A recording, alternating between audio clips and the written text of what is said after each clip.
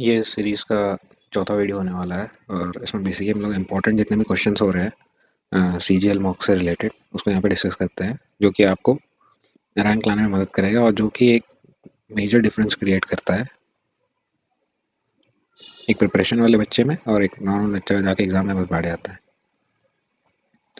तो ये सबसे पहला क्वेश्चन है, इसको हम लोग लेंगे। तो क्वेश्चन क्या बोल रहा है, एक लार्ज कंटेनर है, large container has a 50 litre mixture और जूस एंड वाटर, ठीक है, और उसका रेशियो मेरे को 3:2 का दिया हुआ है। इसमें 60 लीटर जूस और वाटर का मिक्सचर ऐड करते हैं जिसका रेशियो हमको दे रखा है 2:1। After this 11 litre of the solution is replaced with pure juice. What is the ratio of water to juice in the final mixture. अब ये जो इमेज दिख रहा है इसके हिसाब से तो हम आपको समझाएंगे, लेकिन पहले हम आपको बताते हैं कि डायरेक्ट इस वीडियो का ऑब्जेक्टिव क्या है, कि आपको फास्टेस्ट वे में सॉल्व करना। तो पहले वो करके दिखा देते हैं। एक कंटेनर है, ठीक है, 50 लीटर का, ठीक है। अब इसका वैल्यू कितना दिया हुआ है, 3:2 में स्प्लिट है, तो 5 का वैल्यू 50 दे रखा है, ठीक है। तो 1 का वैल्यू 10 होगा, ठीक है। तो 3:2 जो रेशियो में दे रखा है इसका मतलब क्या, 30:20 लीटर है, ठीक है। अब इसमें हम इस 50 लीटर में हम 60 लीटर ऐड कर रहे हैं, दूसरा वाला जिसका हमको दे रखा है 2:1, मतलब कि टोटल 3, ठीक है। 2:1 देखिए, दोनों को जोड़ के 3, 3 का वैल्यू 60, 3 का वैल्यू 60, तो 1 का वैल्यू 20।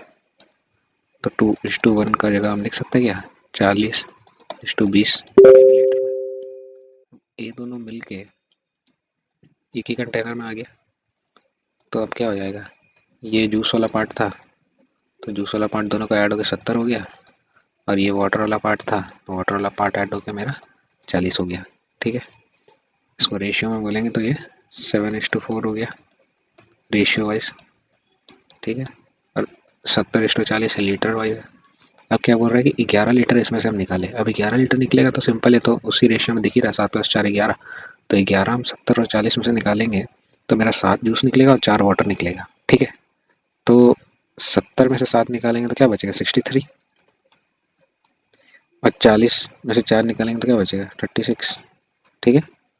अब बोल रहा है कि 11 litre of the solution is replaced with pure juice. अब प्योर जूस ऐड करेंगे तो इसमें मेरा ऐड हो जाएगा 11। तो फाइनली क्या हो गया, मेरा 74 जूस हो गया और 36 वाटर हो गया, ठीक है। पूछा क्या है, वाटर इज टू जूस का रेशियो पूछा है, तो मेरा 36/74 आंसर होगा। इसको फर्दर रिड्यूस करेंगे तो ये 18/37, यही मेरा आंसर होगा। ये तो हो गया आंसर। अब इसका मेन ऑब्जेक्टिव क्या था कि आपको समझाना, तो इसको इमेज की वजह से, इमेज का ये से आपको समझाता है कि क्या है। ये मेरा एक बड़ा सा कंटेनर है, लार्ज कंटेनर, इसमें मेरे पास 50 लीटर मटेरियल है, ठीक है। अब इसमें क्या है, 50 में 3:2 का रेशियो में स्प्लिट है, 30 मेरा जूस है, 20 मेरा वाटर है, ठीक है। इसमें हम 60 लीटर डाल रहे हैं मिक्सचर, जिसमें कि 2:1 का स्प्लिट है, 40 मेरा जूस है, 20 मेरा वाटर है। इसमें डालने के बाद ये लार्ज कंटेनर का हाल कुछ ऐसा हो जाएगा कि 30+40 70 मेरा ये हो गया, और 20+20 40 मेरा ये हो गया वाटर, ठीक है। अब इसमें से हम 11 लीटर मिक्सचर निकालेंगे। 11 लीटर मिक्सचर निकालेंगे तो इस 11 में मेरा क्या होगा कि 7 तो मेरा जूस निकलेगा और 4 मेरा वाटर निकल जाएगा, ठीक है, क्योंकि उसी रेशियो में है, 7+4 11। तो 7 70 में से निकलेगा तो 63 बचेगा, और 40 में से 4 जाएगा तो बचेगा 36, ठीक है। अब क्या कर रहा है कि इसमें 11 लीटर सिर्फ जूस ऐड कर रहा है, सिर्फ जूस ऐड करेंगे तो सिर्फ 63 में ऐड होगा, तो ये हो जाएगा मेरा 74 टोटल, ठीक है। और ये 36 एज इट इज। तो बस यही है, इसी का मेरे को आंसर निकालना है, तो 36/74 यही पूछा था। ये हो गया डायग्राम से, आपको इसी चीज़ को बस हम समझा दिए कि एक्चुअल में हो क्या रहा है। तो आते हैं नेक्स्ट क्वेश्चन में। ये क्वेश्चन भी थोड़ा सा ट्रिकी भी है, सिंपल भी है, ठीक है। एक ट्रेपेजियम है, एक डायगोनल है जो कि दूसरा डायगोनल को 2:7 का रेशियो में डिवाइड कर। तो ये मेरा डायगोनल है जो ये डायगोनल को 2:7 का रेशियो में डिवाइड कर रहा है। The length of the larger of the two parallel side is 42। ये दो पैरेलल साइड है, इसमें से लार्जर ये वाला है, इसका लेंथ मेरे को 42 सेंटीमीटर दे रखा है, ठीक है। Then what is the length of the other parallel side, मतलब मेरे को ए बी का लेंथ चाहिए।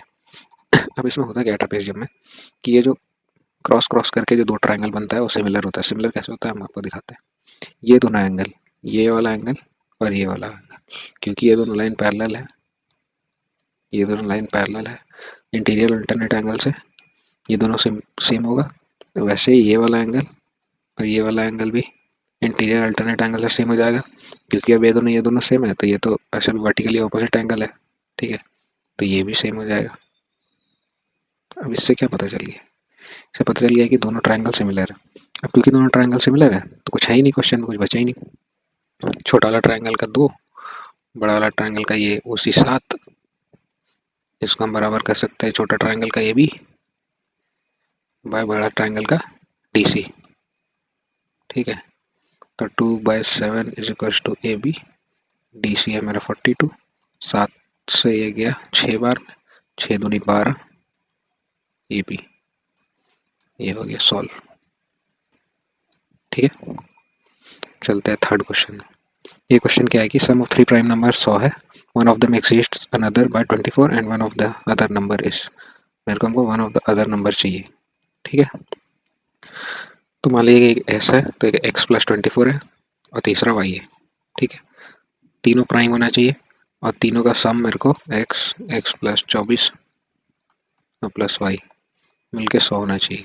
ठीक है, तो ये 2x+24 plus y is equal to 100। ठीक है, अब ये इवन है, ये भी इवन है और इस साइड भी इवन है, तो ये ऑड हो नहीं सकता, इसको भी इवन ही होना होगा। ठीक है, इसको भी इवन ही होना, ये तो 2 से मल्टीप्लाई हो रहा है तो इवन हो गई, ये तो 24 साफ साफ इवन दिख ही रहा है, और 100 है तो इधर भी इवन है, तो इधर अगर ऑड होगा तो इधर इवन नहीं हो सकता, तो इसको भी इवन होना पड़ेगा, और इसको इवन अगर होना है तो इवन भी होना है, प्राइम भी होना है, इवन भी होना है प्लस प्राइम भी होना चाहिए। तो उस हिसाब से y का मेरे पास एक ही वैल्यू बनता है जो कि होता है 2, ओनली इवन प्राइम नंबर।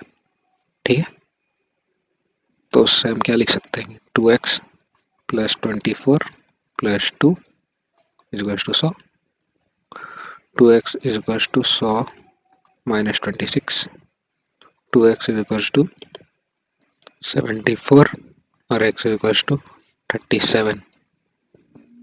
ठीक है, क्या हो गया x इक्वल टू 37। ठीक है, x का वैल्यू मेरा 37 आ गया। x अगर 37 है, y मेरा 2 है, तो तीनों नंबर अगर मेरे को निकालना हुआ तो एक तो 2 हो गया, एक हो गया मेरा 37, और क्योंकि सब जोड़ के 100 होना चाहिए तो इसमें हमको 24 जोड़ना पड़ेगा, तो ये हो जाएगा मेरा 61।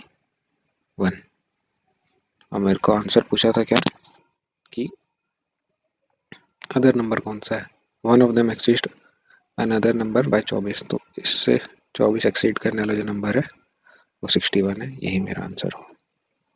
ठीक है, आगे बढ़ते हैं। इस टाइप का क्वेश्चन जो होता है कंपैरिजन वाला, इसमें क्या करना रहता है, या तो आप दोनों का बेस से बनाइए या तो दोनों का पावर से बना दिए। ठीक है, बेस से बना देंगे तो पावर से कंपेयर कर देंगे, पावर से बना देंगे तो बेस से कंपेयर कर देंगे। अब यहाँ पे क्या है कि यहाँ पे क्या बनाना आसान है, देखिए ऊपर में दोनों 150 का मल्टीपल दिख रहा है। ठीक है, तो अगर पावर हम सेम करना चाहे तो इसको हम ऐसे लिख सकते हैं, 7 का क्यूब 3 अंदर ले लिए और ऊपर 150। ठीक है, ग्रेटर देन 9 का स्क्वायर बाहर में 150, पावर सेम हो गया। इसका वैल्यू कितना होता है 343 7 क्यूब, और इसका होता है 81, तो 343 का पावर 150 इज ग्रेटर देन 81 का पावर 150। ये तो सही है, मतलब कि मेरा पहला वाला सही है। ठीक है, दूसरा वाला केस में 450 का मल्टीपल है ये, तो सीधा इसका क्या करेंगे कि 2 अंदर ले लेंगे, बाहर बचेगा 450, ग्रेटर देन 7 का पावर 450, तो 4 का पावर 450 हो गया है, ग्रेटर देन 7 का पावर 450। ये तो गलत है, मतलब कि ये वाला स्टेटमेंट मेरा गलत हो गया, तो ओनली वन इज ट्रू। ठीक है, आगे चलते हैं। इस क्वेश्चन में क्या करना है, इसका एक सीधा रिजल्ट है। ठीक है, ये क्वेश्चन है आपका मीडियंस वाला, ये ट्राइंगल दे रखा है आपको, 2 मीडियन दे रखा है, और आपको या तो आपको मीडियन निकालने बोलेगा या आपको ये दोनों साइड में से कोई एक साइड निकालने बोलेगा।